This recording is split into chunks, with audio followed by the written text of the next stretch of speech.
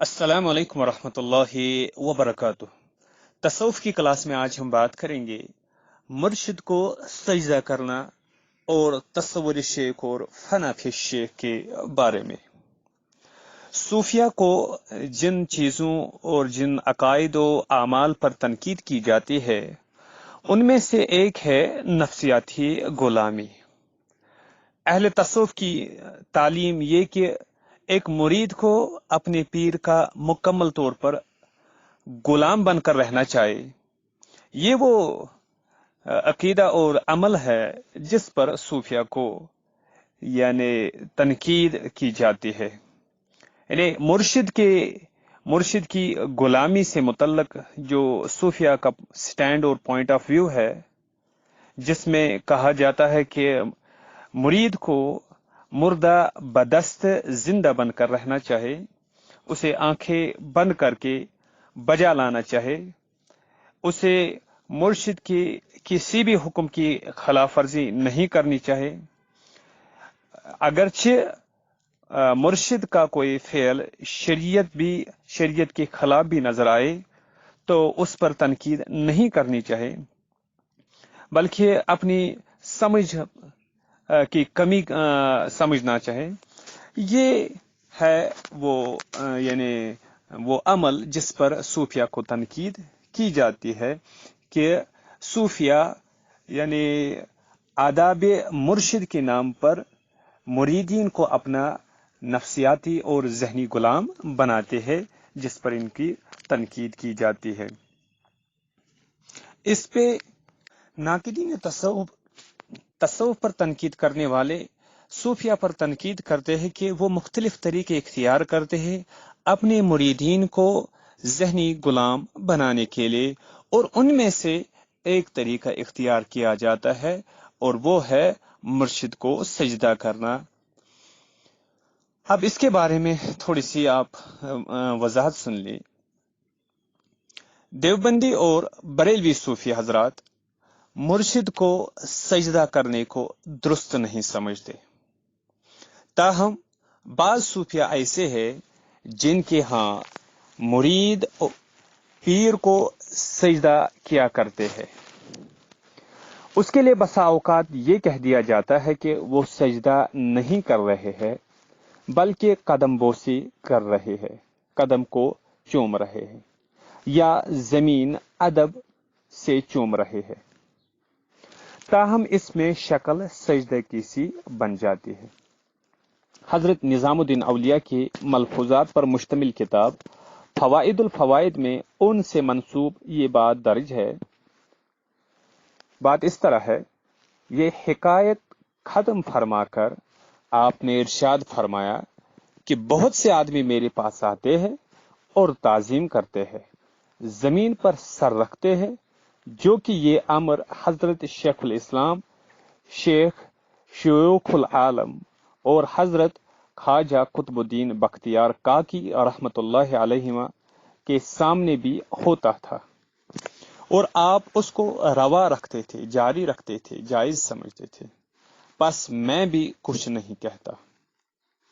उस वक्त बंदा यानी अमीर आला संजरी जो मुअल्लिफ किताब है, उन्होंने अर्ज किया कि जो शख्स आपकी खिदमत में हाजिर होता है और गायत ताजीम की गरज से सर जमीन पर रखता है, उसमें उसको मजीद हासिल होता है कि नफ्स उसका टूटता है, क्योंकि मखदूम को अल्लाह ताला ने ये शरफ और इज्जत दी है। जिस तरह अल्लाह ताला की अजमत और जलाल बुलंद है और हक बजा आवरी एहसानात और शुक्रगुजारी अदा नहीं हो सकती, इसी तरह आपकी ताजीम भी कामिल नहीं हो सकती।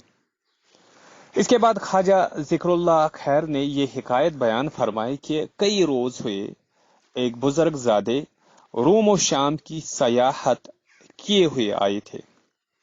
उनके बैठे हुए पर वहीदुद्दीन कुरैशी आए और मुवाफिक रस्म ताजीम बजा लाए और जमीन अदब से चूमी। उन्होंने बुरा माना और जोर से کہ سجدہ ہوا، زور سے کہا کہ سجدہ ہوا، ایسا نہ کرنا چاہے، اور بھی بہت برا بھلا کہا۔ میں جواب دینا نہیں چاہتا تھا، لیکن جب ان کی درستی و برہمی مزاج حد سے گزر گئی تو میں نے ان سے مخاطب ہو کر کہا کہ سنیے صاحب، جو امر فرض ہوتا ہے اس کی فرضیت جاتی رہنے کے بعد اس کا استحباب باقی رہتا ہے، جیسے روزہ ایام بیز اور ایام عاشورہ۔ روزہ ایام بیز اور ایام عاشورہ کے متقدمہ پر فرض تھے، اور عہد رسول علیہ السلام میں جب روزہ ایام ماہ رمضان فرض ہوئے، فرضیت ان کی جاتی رہی، صرف استحباب باقی رہ گیا۔ اسی طرح سجدہ بھی ماضیہ میں مستحب تھا کہ رعیت بادشاہ کو اور شاگرد استاد کو اور امت پیغمبر کو سجدہ کرتی تھی۔ عہد رسول مقبول صلی اللہ علیہ وسلم میں اس سجدے کا استحباب اٹھ گیا، لیکن اباحت یعنی جواز اس کی باقی ہے۔ یہ سجدہ اگرچہ مستحب نہیں لیکن مباح ہے، اور اس کی اباحت کی نفی کہیں کسی جگہ نہیں آئی۔ اگر تم کو معلوم ہو مجھے بتلاؤ، ورنہ محض انکار سے کیا ہوتا ہے؟ انکار محض بیکار ہے۔ میرے یہ کہتے ہی وہ بزرگ زادے خاموش ہو گئے، مطلق نہ جواب دے سکے۔ مشہور یہ تھی عبارت کتاب فوائد الفوائد سے۔ اس کے بعد مشہور فارسی شاعر حافظ شیرازی سے منسوب ایک شعر ہے جس کا ترجمہ ہے، یعنی اگر تمہیں بزرگ پیر اپنے جائے نماز کو شراب میں بھگونے کا حکم دے تو ضرور مانو کہ سالک منزلوں کی آداب و مراسم سے ناواقف نہیں ہوتا۔ اسی طریقے سے اور ایک ہے عقیدہ اور عمل، وہ ہے تصور شیخ، اور اسی طریقے سے فنا فی الشیخ کا تصور۔ اہل تصوف کے ہاں تصور شیخ ایک مقبول طریقہ ہے جس کے ذریعے فنا فی الشیخ کا مقام حاصل کر لیا جاتا ہے۔ صوفیہ کے ہاں تصور شیخ ایک مقبول طریقہ ہے جس کے ذریعے فنا فی الشیخ کا مقام حاصل کر لیا جاتا ہے۔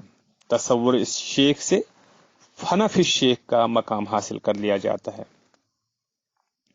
اس کا طریقہ کار آداب مرشد کامل کے مصنف مولانا احمد رضا خان بریلوی کے حوالے سے کچھ اس طرح بیان کرتے ہیں۔ وہ بیان کرتے ہیں، خلوت یعنی تنہائی میں آوازوں سے دور، روبے مکان شیخ یعنی مرشد کے گھر کی طرف منہ کر کے، اور وصال ہو گیا ہو تو جس طرف مزار شیخ ہو ادھر متوجہ بیٹھے، محض خاموشی، با ادب، با کمال خشوع و خضوع صورت شیخ کا تصور کرے اور اپنے آپ کو ان کے حضور جانے، اور یہ خیال جمائے کہ سرکار مدینہ صلی اللہ علیہ وسلم سے انوار و فیوز شیخ کے قلب پر فائز ہو رہے ہیں، اور میرا قلب شیخ کے نیچے بحالت درویزہ گری یعنی گدا گری میں لگا ہوا ہے، اور اس میں سے انوار و فیوز ابل کر میرے دل میں آ رہے ہیں۔ اس تصور کو بڑھائے یہاں تک کہ جم جائے اور تکلف کی حاجت نہ رہے۔ اس کی انتہا پر صورت شیخ یعنی پیر و مرشد کا چہرہ مبارک خود متمثل ہو کر مرید کے ساتھ رہے گی، اور انشاءاللہ عز و جل اللہ و رسول صلی اللہ علیہ وسلم کی عطا سے ہر کام میں مدد کرے گی، اور اس راہ میں جو مشکل اسے پیش آئے گی اس کا حل بتائے گی۔ یہ تھی عبارت کتاب آداب مرشد کامل کی، جو کہ تصور شیخ کے بارے میں تھی۔ इसी तरीके से तस्सवुर शेख से मुतल्लक ही एक वाक़ा बयान करते हुए मौलाना अशरफ अली थानवी लिखते हैं, एक दफा हजरत रशीद अहमद गंगोही रहमतुल्लाह अलैह जोश में थे और तस्सवुर शेख का मसला दरपेश था। फरमाया कि कह दो। अर्ज किया गया कि फरमाए। फिर फरमाया कि कह दो। अर्ज किया गया कहिए। फिर फरमाया कि कह दो। अर्ज किया गया फरमाइए। फिर फरमाया 3 साल कामिल हजरत इमदाद उनके मुर्शिद का चेहरा 3 साल कामिल हजरत इमदाद यानी उनके मुर्शिद का चेहरा मेरे कल्ब में रहा और मैंने उनसे पूछे बगैर कोई काम नहीं किया। फिर और जोश आया और फरमाया कह दो। अर्ज किया गया हजरत जरूर फरमाए। फरमाया इतने साल हजरत मोहम्मद सल्लल्लाहु अलैहि वसल्लम मेरे कल्ब में रहे और मैंने कोई बात आप सल्लल्लाहु अलैहि वसल्लम से पूछे बगैर नहीं की। ये कहकर और जोश हुआ और फरमाया कह दो। अर्ज किया गया कि फरमाए, मगर खामोश हो गए। लोगों ने इसरार किया तो फरमाया कि बस रहने दो। ये था मौलाना अशरफ अली थानवी का लिखना तस्सवुर शेख के मुतल्लक। फनफी शेख अहले तस्सवुफ सूफिया के यहाँ एक मंजिल और मकाम है। इसमें कैफियत ये होती है कि इंसान को अपने मुर्शिद के सिवा और कुछ नजर नहीं आता और वो हर दम उसके तस्सवुर में फना रहता है। आदाब मुर्शिद कामिल के मुसन्निफ इस ज़िमन में एक हिकायत बयान की है कि एक बुजुर्ग अपने पीर साहब से मिलने आए। वहां उनके दादा पीर यानी मुर्शिद के मुर्शिद भी मौजूद थे। पीर साहब ने हुक्म दिया कि वो अपने दादा पीर के पांवों को बोसा दे। मुरीद ने झुककर ऐसा करने की कोशिश की, मगर बोसा अपने मुर्शिद के पांवों ही को दिया। पीर साहब खफा हो गए और उन्होंने दोबारा ऐसा करने का हुक्म दिया। मुरीद ने दोबारा यही कोशिश की, मगर बोसा अपने मुर्शिद ही के पांवों को दिया। कई मर्तबा ऐसा होने के बाद दादा पीर साहब ने फरमाया कि उसे छोड़ दो, ये तुम्हारी जात ही में फना है और इसे तुम्हारे अलावा कोई नजर नहीं आता है। बाज सूफिया तो गुलामी मुर्शिद में इस मकाम पर पहुंचे हैं कि उन्होंने ये कहा कि अगर रोज कयामत अल्लाह ताला उनके पीर की शक्ल में जाहिर होगा तो वो उसकी जानिब देखेंगे, वरना वो मुआज अल्लाह ताला से भी रुख फेर लेंगे।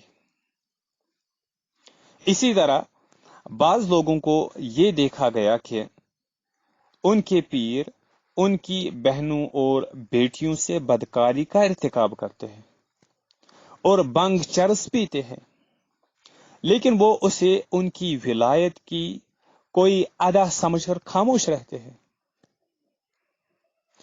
पाबंद शरीयत सूफिया का अलबत्ता कहना यह है कि ऐसे लोग तसव्वुफ के नाम पर दब्बे हैं। वो ऐसे लोगों को जाली सूफी करार देते हैं, झूठे सूफी करार देते हैं और इस पर इसरार करते हैं कि ये लोग असलन दुनियादार है और अपनी इन हरकत से तसव्वुफ को बदनाम कर रहे हैं। अहले तसव्वुफ के नुक्ते नजर का खुलासा ये है, अहले सूफिया का खुलासा और समिंग अप ये है कि उनके पॉइंट ऑफ व्यू का कि एक मुरीद को अपने मुर्शिद का कामिल गुलाम बनकर रहना चाहिए। उसकी किसी बात पर सवाल नहीं उठाना चाहिए और उसके हर हुक्म की आंख बंद करके पैरवी करनी चाहिए। اور اپنی ذات کو اس کی ذات میں فنا کر دینا چاہیے۔ اور اس پر ناقدین تصوف پر تنقید کرنے والے یہی کہتے ہیں کہ یہ ذہنی اور نفسیاتی غلامی کا ایک طریقہ ہے جو کہ صوفیہ اپنے مریدین کو ذہنی اور نفسیاتی غلام بنانے کے لیے استعمال کرتے ہیں۔ یہ تھی آج کی گفتگو، تو جس میں ہم نے دیکھا کہ اہل تصوف کے ہاں مرشد کی نفسیاتی غلامی کا جو تصور پایا جاتا ہے اس کے بارے میں۔ تو اب یہ جو اہل تصوف ہے، اہل تصوف کو اس بات کی ضرورت کیوں محسوس کیوں ہوئی کہ مرشد و مرید میں آقا و غلام کا تعلق پیدا کیا جائے؟ اس پر آپ غور کیجئے، غور و فکر سے کام لیجئے اور سوچے کیا وجوہات ہے۔ تب تک کے لیے والسلام علیکم ورحمۃ اللہ وبرکاتہ۔